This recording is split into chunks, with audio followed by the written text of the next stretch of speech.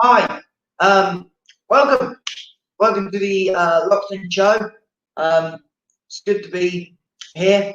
It's sorry, sorry, just got a little bit of a, migraine. Um, yes, welcome to the show. We've got some brilliant acts on tonight.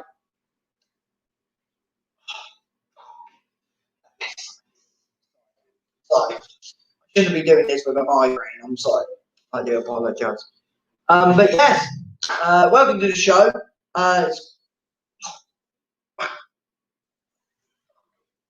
Sorry, sorry, sorry. Um,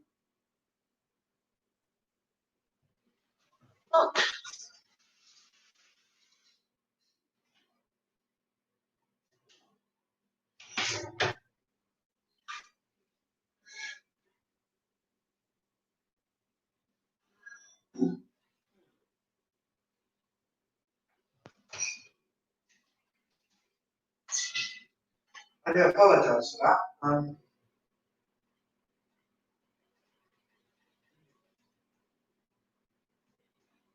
My wife's doing that. Yeah, I do apologise.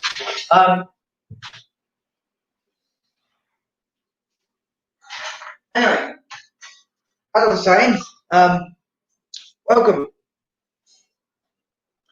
welcome to the show. I'm just going to check who we have on tonight.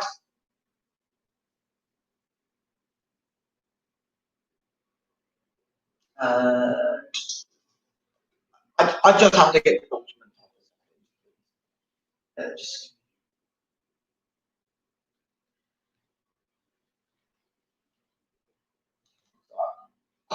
fucking hell, this migraine bad. Fuck.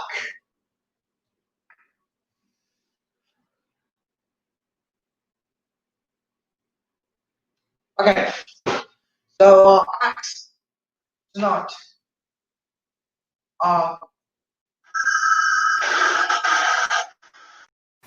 Did you miss me? Look at you all. Just sitting there. You all thought I was gone, not worrying about anything. You all thought I was gone, but I've been here this entire time, keeping an eye on things. You stopped paying attention. Well, I hope you're happy. You found someone new, threw me aside, someone to replace me. I'm not going anywhere. I'm always there, always watching. You can't get rid of me. Enjoy the show.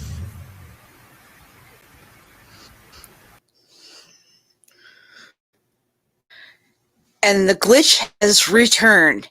That's right. Reckless Comedy, they have themselves their own fandom. I don't know what's going on there, but someone's watching. So here we are. So hello, everyone, and welcome to week 4 of the Reckless Comedy Locked In edition. I'm your host for tonight, Kristine. Check me out. But before we begin, well, I have some news here. This will be the Reckless Comedy Locked In show for 2020. That's because we're preparing for an amazing Christmas spectacular and a couple more things along the way. It's going to be brilliant. We have an amazing lineup for tonight's show. It's going to be great. Also, there will be no Firehouse show this Saturday. Now, all in here, we're going to get 7 minutes. I'll let you up in the chat when you have 1 minute left. And our headliner, of course, gets a full 10 minutes. But, let me start off with a little story here. It almost has a happy ending. So my fiance's father, his office got broken into a couple weeks ago. They didn't really take anything, but my fiance went down there to help his father clean up the mess and everything. And he came across a whole box of porn. And I was like, oh my God, it's so cool. I was like, you mean your dad has a wax shack? Yeah. I went there, wax shack. But anyway, we're gonna get the rolling here. I believe everybody is here. We have an amazing lineup tonight with comedians all over the world.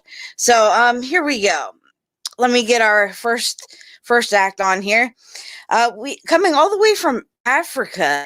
He's a regular here at Reckless Comedy. Sometimes he's a regular, but that's a whole other story.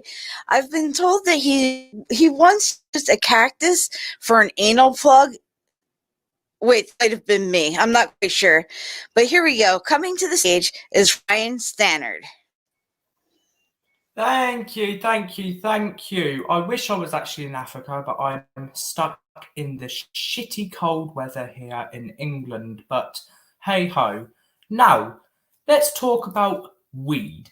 Now, I'm not too sure if anyone else who is watching this right now has the same opinion as me on weed, but I feel like it should be legal everywhere.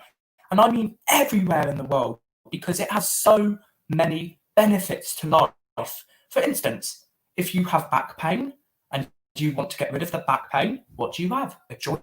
It works. If you're feeling a bit depressed on that day, then just have a joint. It makes you feel happy. And if you want to go into the street and pick a fight with someone who you know you're going to lose to, have a joint. I mean, snort a line of cocaine. No, we do not. What do I keep on saying? You don't condone this on stream. Pretty much, kids, what I'm trying to tell you is to not listen to the fucking government, because they are a load of bollocks. So, kids, do drugs. I mean, don't do drugs. God. Oh, I need to go and see my therapist. Ah, and breathe.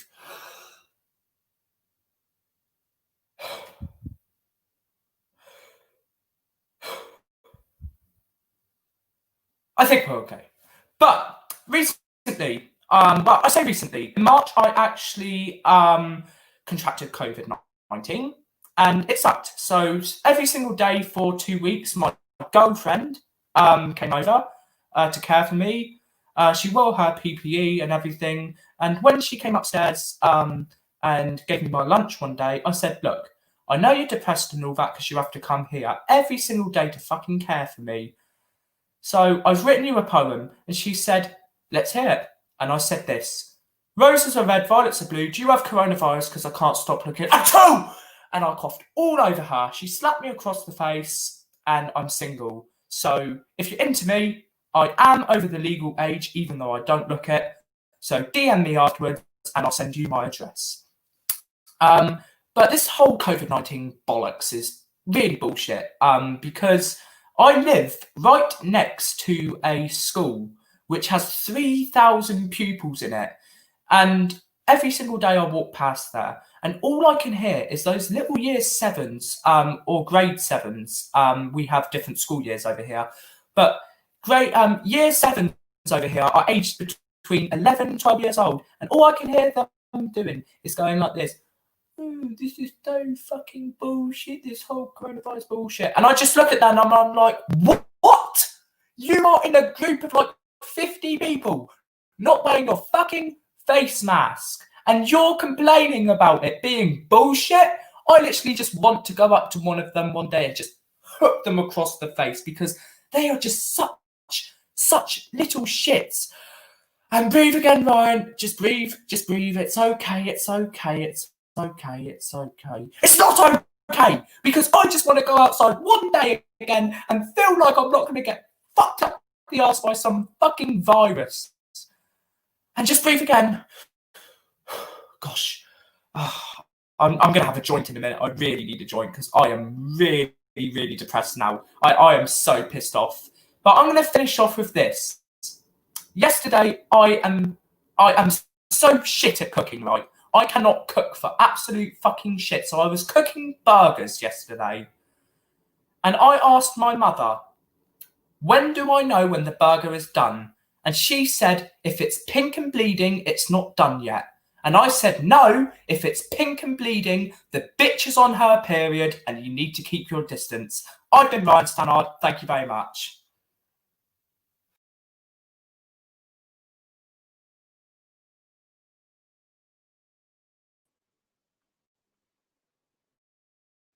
Just to let you know, you are currently still at the moment?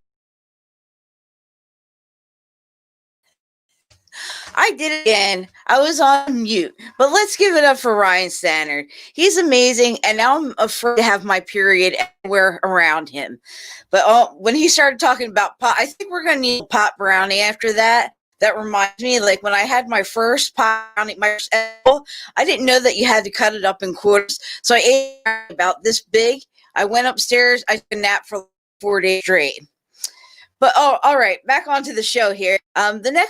The next comedian coming up, he's coming all the way from Australia, and I can't lie, I've seen photos of him, and he looks like Nacho Libre. He's an amazing comedian. So coming to the stage, welcome Charlie Wallace. Hello. Can everybody? Hey, I've got an audience. Hooray! Hello, everyone. Oh, look at me. I've been the big prima donna. I said I must have an audience. And now pressure's on, right? I better not be shit. As I suppose I do look a bit like Nacho Libre. I do get that sometimes, particularly on like American mics. Like I one time I was on a virtual like in America, and someone told me to fuck off back to Mexico. That was fun. People just generally don't know where I'm from looking at me. There's like someone said like you look kind of like Saddam Hussein's disappointing nephew, which is I think kind of spot on, to be honest. But yeah. I think the Mexican Nacho Libre thing is mainly the moustache, right? Like people tell me I have a porn moustache, but to be honest, it's probably the only part of me suited to porn. Like, I just know how things go for me, and if it's in a porn film, the girl would just take one look at me and be like, "Yeah, let's just be friends. This isn't going anywhere." But the only reason I'm really growing the moustache is to compensate for my receding hairline, which is going back in 2 places, which my very sensitive hairdresser told me is called a widow's peak. Like I hate that name. Like a widow's peak. It just sounds like a power setting on a dildo. I just don't like it. I just imagine it like a widow's peak setting. When you want to forget you even had a husband. It just goes to show how humiliating losing your hair is in different ways. But yeah, I'm currently a teacher. I teach online. Whenever I'm teaching teenagers, and I should say I'm teaching English. So when I always get language questions, but whenever I'm taught teenagers, the only time they've ever shown any enthusiasm is when they're asking me to explain dirty words or bad language, like fuckballs and so forth, that kind of thing. They're asking me like why the plural and singular for porn are the same. And I was like, well, the plural porn is short for pornography. And then I realized, right, the singular for porn, the full version must be pornograph. Which makes it sound so much more classy. Like when someone said, "Oh, I looked at a pornograph," or "I took a pornograph," just picture someone with mutton chops mixing different chemicals under a little black umbrella, and then poof, a vulva. I still remember like this doesn't deserve that level of classiness, does it? Like I still remember the first time I saw porn. It was in a magazine I found in a hedge. It's amazing how many men can relate to this. Like so many people. But I'm not going to say it was a pornograph because that would imply it was classy. These bored housewives in this magazine had neither class nor sophistication nor access to a razor. So, yeah. But yeah, anyway, predictably, I'm single, right? Yeah, let's have a woo for you miserable, cum-filled single people. The thing about like it reminds you of being single. I remember I took my kids to the field and I was just looking at all the animals, and I just couldn't stop thinking about how they all live these miserable lives in cages and yet still get more sex than I do. And boy, are they not shy about it. Like everything, even the fucking giraffes. I was looking at those giraffes, those aloof bastards. And I was just thinking, I bet every time you have sex, the entire fucking zoo can see your cum face. You're up there on a pole. That made me feel a bit better about myself. But yeah, I did. As I said, I'm a teacher. I spent a lot of time in China and Vietnam teaching English. And like while I was there, apps happened, like dating apps happened. And when I came back because of COVID, I didn't know which app was what. Like I heard about dating apps. I tried out Tinder.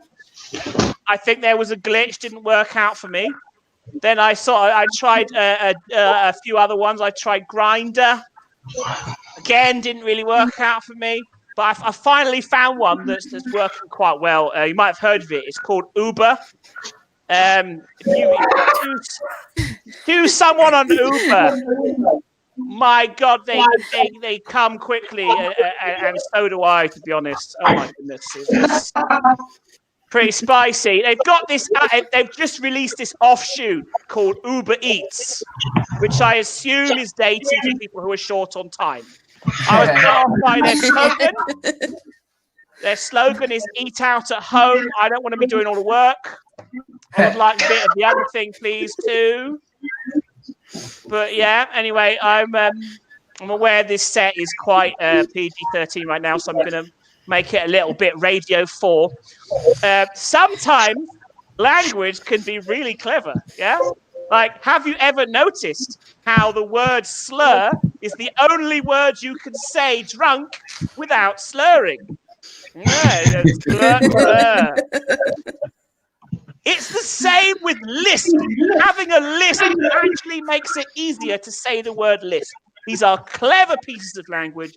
Now, why can't they extend the same courtesy to other people? For example, speech impediment shouldn't be so hard to say. The word for dyslexia shouldn't be so hard to spell. And the word for depression shouldn't remind you of the state of the economy. Anyway, I'll leave you with this. On my last live comedy show that I ran, there was this guy who said he was a magician, and I was drunk. The show was going well, so I let him on. And he did this card trick. He brought this girl up on the stage and did a card trick and said, "Is this your card?" And she said, "No." End of magician. But the thing is, right, I don't trust magicians. Like I'm watching him thinking the card is still somewhere.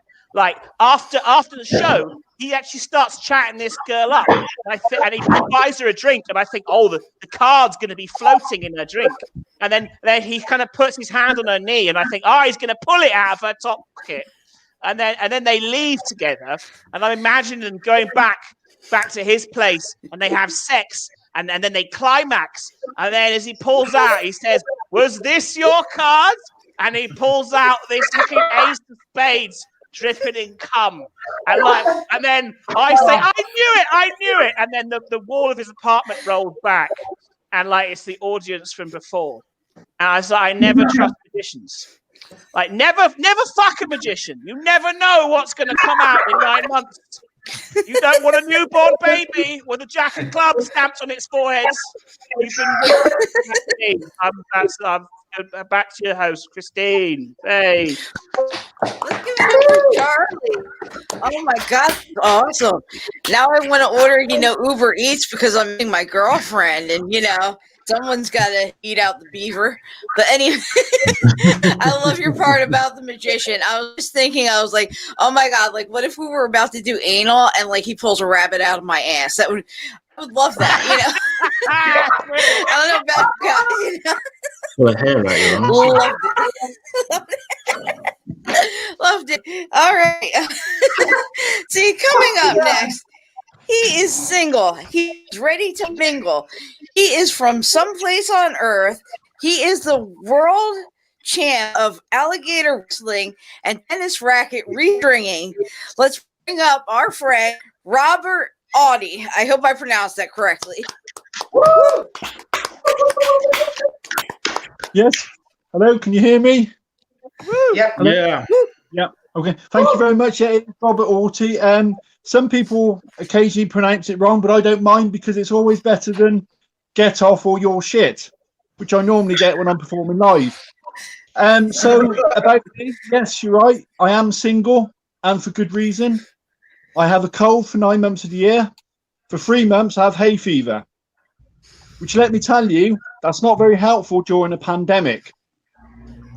I'm very uncomfortable around the opposite sex because of my erection, and work for my local council as a custodian because I'm shit under pressure and have emotional outbursts over the smallest things. My erection. Why can't you go like me?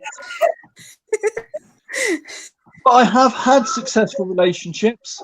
I met somebody once. We connected on all levels: music, ideals, personality. Neither of us had one, but there were two things that fucked it up for us both.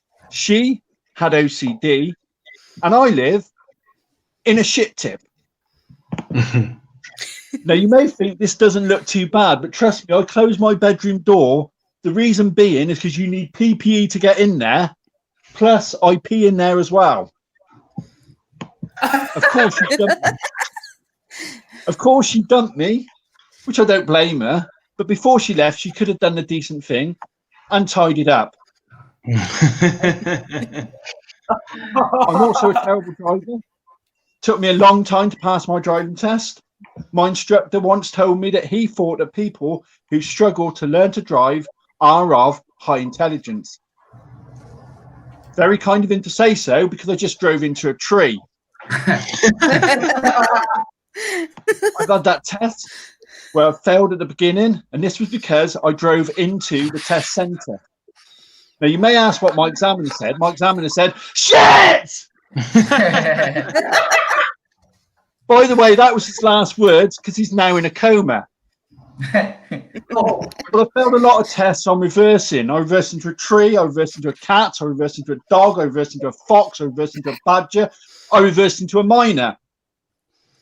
But fuck knows how I ended up in a mine shaft. I reversed over a cliff. But then I was never a fan of Cliff Richard's music. But of course, we are now towards Christmas, and a lot of people are a bit worried that they weren't going to get a Christmas. But if I'm honest with you, I can take it or leave it, and I lean on more the side of leave it, to be honest. And let's face it, this whole year has felt like Christmas Day anyway. Think about it. You're stuck indoors.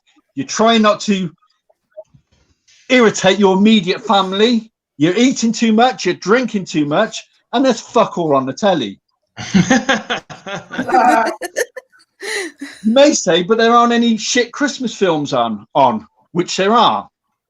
On the Sony channel, from about the 1st of August to the 31st of February, there are shit Christmas films. Now, you may be thinking, hang on a minute, the 31st of February is a fictional date. But it isn't, because that's when Boris Johnson has announced that the tier system will end. I also hate Christmas music. I hate Michael Bublé.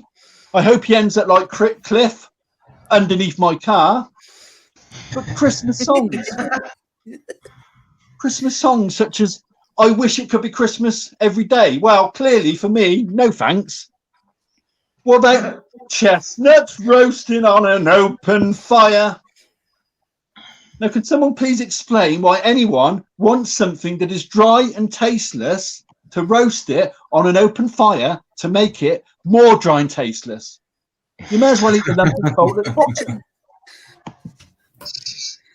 I'm dreaming of a white Christmas. Are you insane? Unless you're talking about cocaine, nobody wants to do their Christmas shopping at the last minute when the weather conditions are treacherous and icy, and I'm running around trying not to slip over and breaking my hip. Plus, I don't want to drive through the freezing fog and end up trying to find a Christmas tree, and the only time I find it is when my car is skidded on black ice. Well, I think my problem was that the magic died when my brother told me that Father Christmas didn't exist. I was devastated. I cried for 2 weeks. I was 43 years old. By the way, next week I'm 44. Anyway, thank you very much for listening. Merry Christmas. Good night. Let's give it up for Robert Audie. Holy crap. I have to agree. Christmas is totally crap. And thank you for letting me know that Santa Claus doesn't exist. I'm 42. I won't be 43 until January. And now I know. But have you ever been that asshole that outside in the ice and everything, and you're like, oh, watch out for that black ice, and then you fall on that black ice? Yep, never say the word black. I don't know, I don't know if we're black anymore. Anyway, we're going to take a little break, and we're going to see the short film Chase. So everybody hang on to your seats. All right, give me 60 seconds. I have to get everyone off first. Oh, okay. Well, then I'll just keep talking until everybody's off. So coming up now is the short film Chase.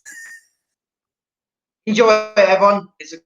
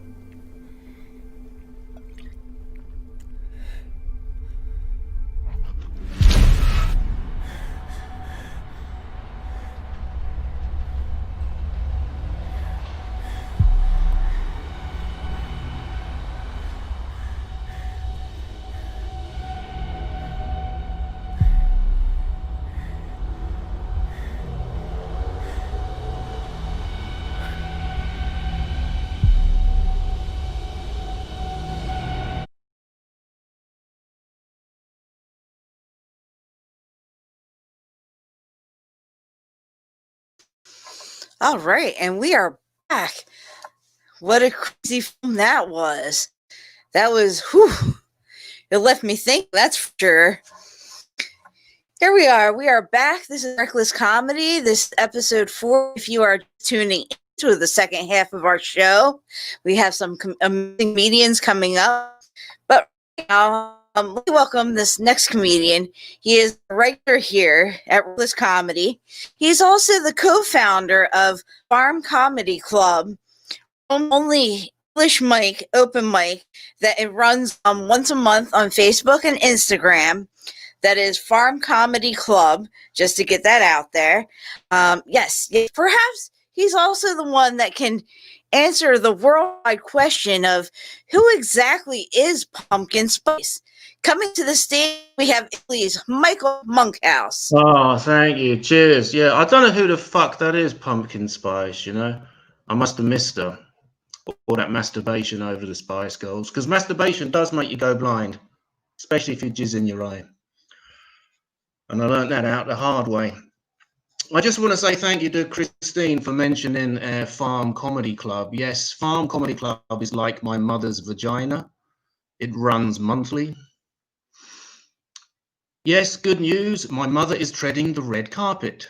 Bad news. It's that time of the month again. I said to a tampon, "How are you?" He said, "Just hanging on in there." I want to go into selling celebrity used tampons. Just got to pull a few strings, you know. They've invented the self-ejecting tampon. No strings attached. Incidentally, I hope the video before was good. I couldn't get to see it because my video is shit. In fact, my video is like anal sex. It is fucking shit. But it could have been a horror movie. In fact, I said to Jigsaw, "Have you seen my kitty?" He said, "No, but I'm keeping an eye out for it." Not mine, obviously. Now, you see, Americans make the best horror films. And do you know why? It's because only American people are stupid enough to be in fucking horror movies. "Don't go into that house, they'll kill you." Hey guys, wouldn't it be like really awesome if we went into that house? It's like so cute, you know? Because Americans piss me off. I hate the way they fuck with the accent on words, you know? Advertisement, detail, address. It is so frustrating. Takes a while that, but it is worth it. When I was 8 years old, my dad ejaculated on the back of my head. I was wet behind the ears. My dad keeps lecturing me about my Madonna obsession. I said, "Papa, don't preach." My dad said, "Michael, you are lazy and vulgar." I couldn't be bothered to answer the cunt. My dad has green fingers. Cunt's been dead for 6 months. My dad was a failed epileptic. No great shakes. Now, I'm joking here, but my dad was so upset after the divorce. He said, "Michael, don't ever mention that woman again." I said, "It's all right, Dad. Mum's the word." My mum was the opposite after the divorce. She turned into one of those sort of new predatory women, you know what I mean? They crack me up because they never know what to call themselves. It's like, "Hey, am I a MILF? Hey, does that make me a GILF now? Am I a cougar?" I don't know what to call them. I just call them spinster. Usually works. Sorry, that was a bit cruel. I actually call them cock-starved, man-hating spinster who has completely misunderstood the message of radical feminism and thinks the answer to men being assholes towards women for years is to be even bigger assholes to men. Well, it's not, so go fuck yourself, you arrogant, sexist bitch. Yes, there's one person laughing, which is 3 more than usual. You see, because that line actually got me kicked out of a show once, really. That's the last kindergarten I play. Fucking teachers got no sense of humour, have they? Actually, when my cousin was at school, there was a strict law: no makeup, no suspenders, no mascara. Fair enough, it was an all-boys school. Anyway, I kind of feel sorry for these new women. It's like, you know, with Madonna, right? She did that. I don't know if you saw it. She did this Still Sexy at 56 photo shoot, right? And everybody was going, "Oh my God, she's awesome. She's 56 and she's still sexy. Oh my God, that is like so awesome. She's 56 and she's awesome. She's sexy. She's sexy at 50." No, no, no, no, no, no.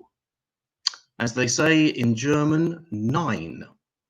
Or as they say in Italian, this is not cool. This is the saddest thing I have ever seen in my entire life. A woman of 56 who still wants to get wanked over. Oh my God. You could almost hear her sad, weedy little voice behind every photo.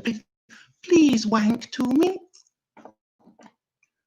Please wank to me, sir. Please, sir. Look, I have 2 titties, just like Katy Perry. Tell me they're not worth the drop of your spunk, sir. Tell me you can't eke out a dribble of bollock yogurt for old Madge, sir. Girl power. The only people I hate more than women are men. Men are pathetic, aren't they? You know, like when you open a newspaper and it says, "Good news, guys, Cameron Diaz is single again." How the fuck is that good news for me? Sorry, what has changed in my life? Like, my chances with Cameron Diaz before this happening and my chances with Cameron Diaz now have radically altered, have they? You cannot have minus possibility. 0 is as bad as it gets. But seriously, I'm joking, but I once met Cameron Diaz. I did, yeah. And people say, was it strange suddenly face to face with this gorgeous, sexy, multi-millionaire, award-winning sex symbol? Yes, it was strange. But after the initial nerves, she calmed down. Yes, I'm just like everybody else, really. Anyway, don't worry, I'm going to fuck off now. But before I go, I'm going to do my English joke. If you don't speak English, because I know there are some Americans watching, I apologize. Let's try anyway. What brand is your t-shirt? Guess. I don't know. What brand is your t-shirt? So that's all from me. I'm going to fuck off. But I am going to finish in an original way because they've all been watching Zoom shows and everybody ends in the same way. It's so boring. So I'm going to end my part in a totally original way.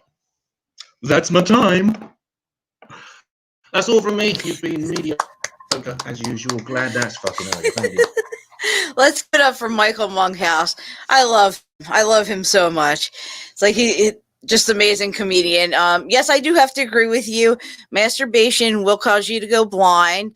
Although in my case, it's because I scared a blind person. Now, whoa. Don't get me wrong. I didn't kick out their cane. I didn't set their dog free. It was a friend that I knew from school. It's all good. You can scare your blind friends, okay? Just don't go around scaring strangers. But up next, there's such a thrill to bring to the stage. The man behind the whole reckless comedy empire. He is a filmmaker. He is a writer. He has an upcoming film that's being filmed right now called Unlucky Me. Bringing up to the stage, the myth, the man, the legend, Kim Nash. Thank you very much. Thank you, Kristine. Thank you very much.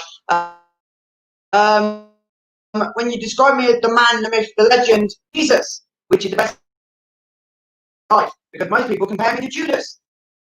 Judas gets a bad bit, don't he? Let me tell you a bit about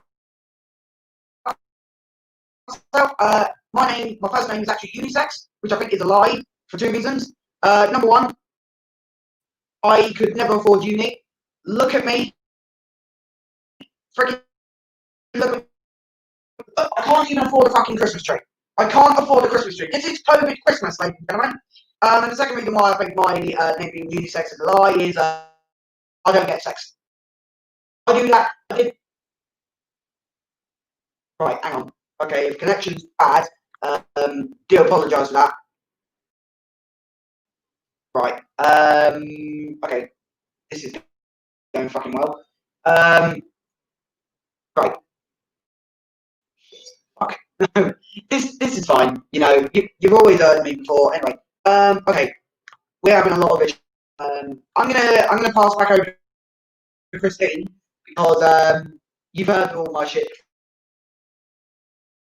Audio is going quite bad, so pass over back in as we're having a little bit of an issue.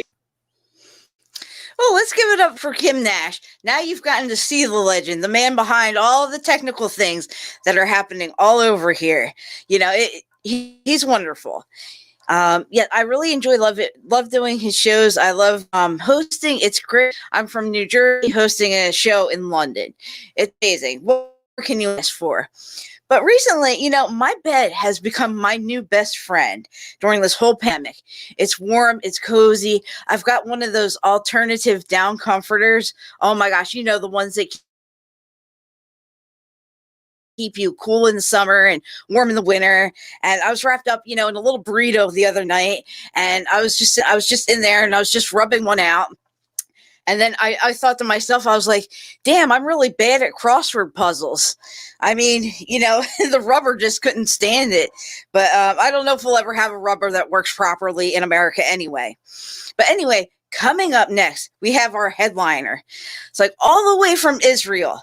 Check him out on Facebook and Instagram. He will be appearing in the New York Underground Comedy Festival tonight in the Next Wave Part 1 at 7 p.m. Eastern. Our headliner of the evening, Elazar Friedman. Thank you. Thank you very much. What a lovely introduction. Thank you. Kim, I didn't mean that the audio connection was bad. I meant that the emotional connection was bad. No, I'm kidding. I wasn't connecting. None of us were connecting emotionally, and we were like, "There's no connection, Kim. You gotta look." No, I'm kidding. I'm sorry. That's ridiculous. I'm kidding, man. I'm kidding. I saw you with connection. Like on different Zoom shows, and I felt connected. I think it was Charlie. Were you with the magicians? Could you stop adding reasons not to fuck magicians? There's so many reasons not to fuck. Pick your victims, man. Jeez, I don't know. Go after football players. Try to level things out for us. Before I go into my set, I just want to I don't know if there are any Jews here. I might be the only one.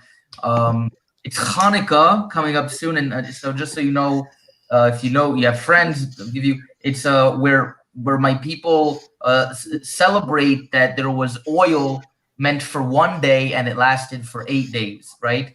And I personally celebrate that. What is it? That this mask that was meant for one day lasted me for 4 months. So there are Hanukkah miracles in everyday life, Anyway, look, before I begin my set, I just want all of you to know that all I'm going to be talking about is animals. Okay? I'm really good at coming up with animal jokes. It is both a blessing and a curse. So if at some point during my performance you start wondering, will he make any jokes about people? The answer is no. Okay? To be honest, I'm not thrilled about it either. I have no control over it. Every day my mind is like, what's the deal with tarantulas? And I'm like, please think of other things besides animals, But alas, no. So let's begin. I respect horses. Because horses poop whenever they want. Okay? They poop while they walk. Like it ain't no thing.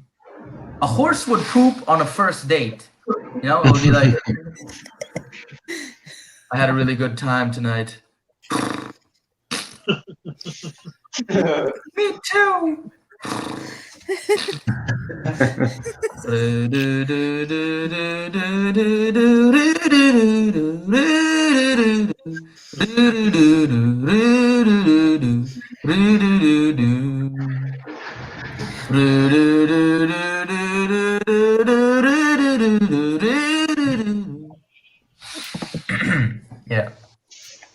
Salmon make me mad.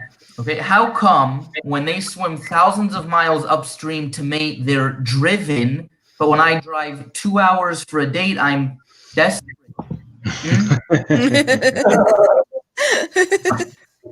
That's not fair. Okay, salmon are hornier than me. You know how I know? They are willing to jump over grizzly bears to get laid, and I'm not. Okay. If I'm ever at a girl's place and there's a hungry bear at her door, I'm not gonna be like, all right, let's do this.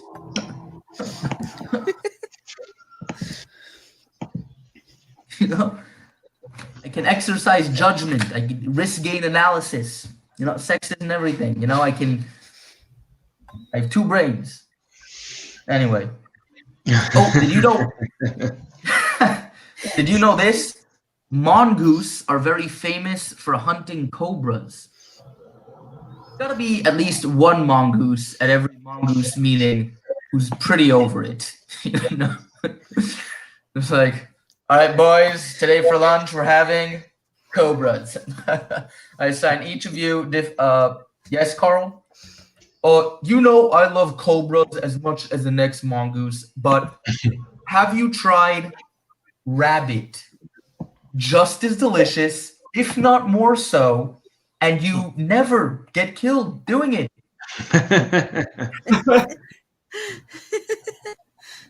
Oh, we could hunt rabbits, but then we wouldn't have a thing. Rabbits don't bring YouTube views, you idiots. What are they thinking? You know, I don't know what they're thinking. Yeah. I'm interested in animals because I think we can learn a lot by paying attention to their behavior. I told my neighbor, birds help plant trees. They eat fruit and pass along the seeds with their droppings. And she said, I don't care. Please stop pooping in my garden. Fair enough. No, I don't know. The mongoose, I don't know about that. Mongai. What if it was Mongai? That would just be ridiculous. Listen, first of all, I don't take it for granted. Thank you for being understanding. You know, usually after 3 animal jokes, people are like, is he autistic? You know, so I am. So thank you for being accepted. It's not that. It's just humans.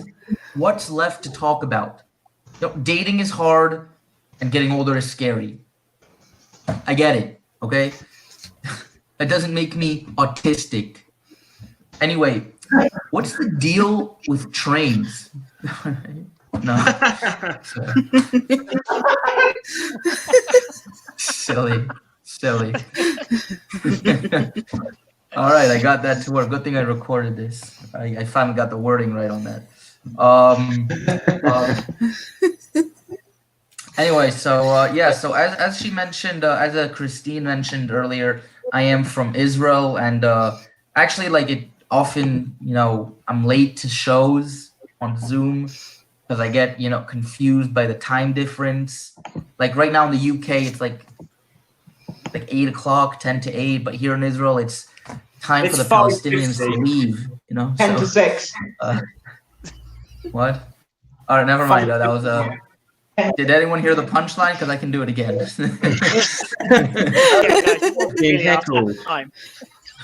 Okay, but right now in the UK it's like 10 to 8, but here in Israel it's yeah, you're right. I forgot to do the math. That is, you know what? That's my bad preparation, and you're right. All right, so I'll do this joke over again because you are missing out. It is a good one. So I often, you know, because I'm from Israel, I'm late to shows because I get confused by the time difference. For example, in the UK, it's 5 to 6, but here in Israel, it's time for the Palestinians to leave. Am I right? Very silly. Jeez. Yeah, it lands much better when you do it on not the 4th try, but the 1st try. So that's I'll tell you who I feel bad for on Zoom, the students, right? Because it's gonna cripple their reflexes for life. You know, because remember in school, if you want to stare at your crush in class, you have to like be vigilant. You know what I mean? You can like you can stare at her for as long as you like, but you know the moment she's about to catch you, you have to tilt your head by 1 degree and pretend to think. You know, so like right as she catches you. And as long as you're vigilant, you know, you're 1 step ahead of her. You can pull it off, right? But on Zoom, and you know, I'll be honest, I've been guilty of this. You have a crush on, you can pin her video, put her on full screen, put your feet up, you know, just get a bucket of pop. Am I out of time? No, I'm just. You want to be zoomed in? I'm trying to zoom you in.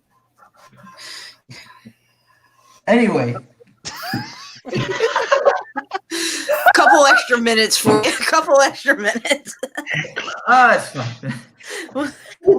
Anyway, you know, so that's fine. Like, you get the point. Basically, just in real life, the price for staring at women without being labeled as a creep is constant vigilance. Okay, and so you should never forget that. Yeah. It's also a bit embarrassing. Have any of you, it's a lot of comics, have any, you perform on Zoom shows, right, sometimes? Yes. Yeah, even in a meeting, have you ever been on a show where the host doesn't decide to pin the person who's talking and Zoom decides who to spotlight? Yes. And ironically, Zoom doesn't always spotlight the person who's talking. Okay? Yeah. One time I was in the middle of a joke, suddenly someone that's just scratching his nose is on the main screen. And I'm like, excuse me? Am I less charismatic than a nose scratch? Hey, I'm over here, still talking. You know? Trying to get the attention of the algorithm. It looked like I was at sea trying to get rescued. I was like, over here. I'm telling jokes over here. I don't know.